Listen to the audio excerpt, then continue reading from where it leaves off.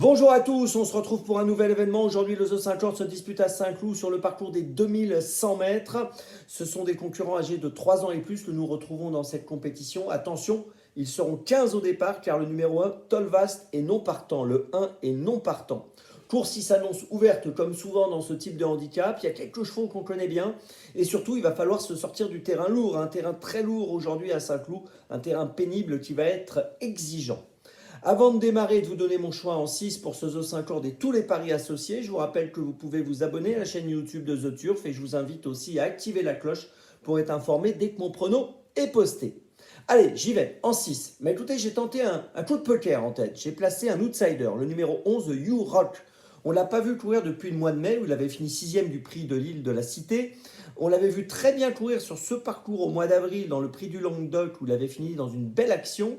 Et on se souvient l'avoir vu gagner par le passé sur ce parcours des 2100 mètres dans le terrain très lourd à Saint-Cloud. Donc tout ça pour dire que c'est un cheval auquel je crois beaucoup. Il court bien frais en plus. Son entourage considère qu'il a pas mal de travail. Je tente le coup, je le place en tête. En deuxième position, j'ai retenu le numéro 15, Morsan. Lui aussi, c'est un spécialiste du terrain lourd. Il avait très bien gagné dans un événement en 2021 à Cagnes-sur-Mer dans un terrain extrêmement pénible. Donc il va adorer ce terrain-là. On peut noter que c'est la première fois qu'il va courir sur 2100 mètres. Mais bon, j'estime que ça devrait aller quand même, qu'il devrait pouvoir tenir la distance. En troisième position, j'ai retenu un cheval qu'on connaît parfaitement, c'est le 3 Plein-Beau.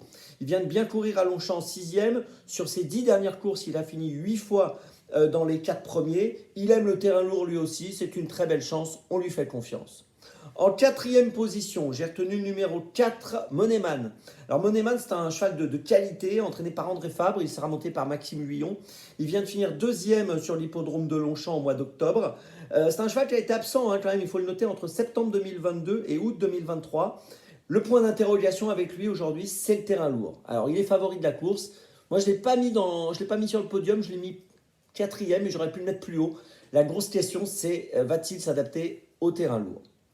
En cinquième position, j'ai retenu le numéro 5, Flatten the Curve. Alors lui, le terrain lourd, c'est pas un problème pour lui. On l'a vu très bien faire à Compiègne cette année dans un terrain très pénible. Il a échoué totalement à Saint-Cloud dernièrement, mais on va oublier cet échec. Après 3 mois d'absence, donc c'était sa rentrée ce jour-là, il avait bien couru à Chantilly au mois de juillet, terminé en deuxième. Jugé sur ses meilleures performances et aidé par un terrain pénible, on est obligé de le garder au moins pour une place. Et puis en sixième position, j'ai retenu le 8, Sunfast. Lui aussi, c'est un cheval qui adore le terrain lourd. Il vient de gagner une course à réclamer à Clairefontaine. Il avait gagné à Saint-Cloud sur ce parcours dans un terrain pénible au mois de mai. Logiquement, il doit pouvoir prendre une place dans cette course. Je vous résume mon choix en 6 pour ce The 5 Horde. Le 11, le 15, le 3, le 4, le 5 et le 8. Départ de la course à 13h50. On se retrouve maintenant demain pour Chantilly. Et d'ici là, avec The Turf, ça va aller.